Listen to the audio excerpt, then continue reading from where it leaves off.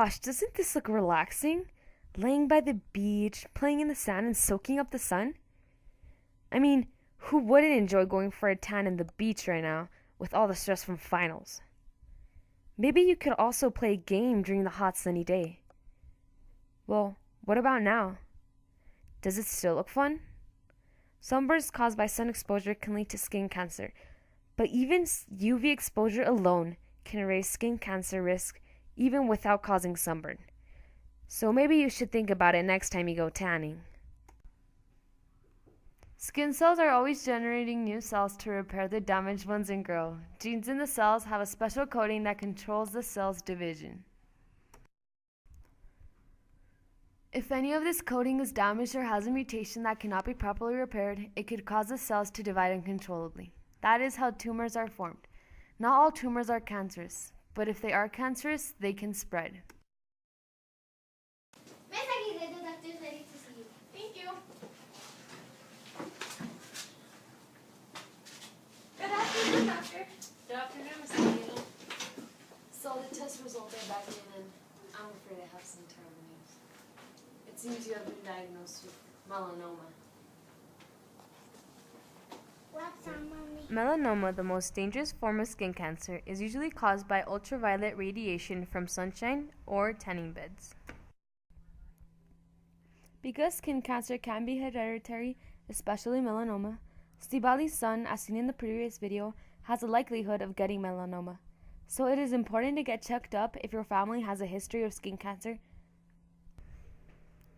Cancerous growths develop when unrepaired DNA damage to skin cells triggers mutations that lead the skin cells to multiply rapidly and form malignant tumors. Melanoma occurs in the melanocyte cells of the skin. Maybe I should put some sunblock on. Nah. This is before Stibali went outside to tan. As you can see, Stibali looks fine and dandy in this picture. Her skin looks nice, and this is after Stibali went tanning and she didn't wear any sunblock. Now let's take a look at this picture. Ugh, no one can work that shade of sunburn. The most common form of treatment is surgery. There are different kinds of surgeries that can be used to treat skin cancer. These include excision, Mohs surgery, curettage and electrodesiccation, and laser surgery. Excision is when a dermatologist numbs the skin and then surgically cuts out the skin cancer and a small amount of normal-looking skin. This normal-looking skin is called a margin. In the next video, you will see an example of this surgery being done. Margins. Don't go in, don't undercut the area, straight down as you can see to fat, so that you're not likely to leave any tissue there. Next stage is to go under the lesion, and again very important that you have fat on. Some risk factors for skin cancer are having fair skin, blue or green eyes, or red or blonde hair. And yes, that is my natural hair color. Our eyes are at risk of getting melanoma because they contain melanocytes, which are cells that make the pigment melanin, which gives our eyes color. If there is any mutation in these genes, tumors can form.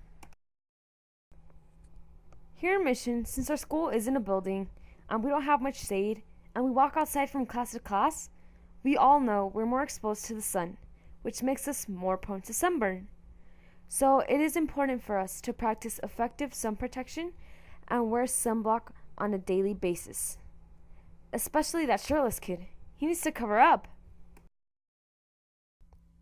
It is important to practice sun protection all year round and not just during the summer or at the beach. Keep in mind that UV rays from the sun can reach you on cloudy and hazy days as well as bright and sunny days. Here are some ways of sun protection. Seek shade, especially during midday hours. Wear clothing to protect exposed skin. Wear a hat with a wide brim to shade the face, head, ears, and neck. Wear sunglasses that wrap around the block as close to 100% of both UVA and UVB rays as possible. Use sunscreen with sun protective factor SPF 15 or higher and both UVA and UVB protection. and avoid indoor tanning. Now I'm walking on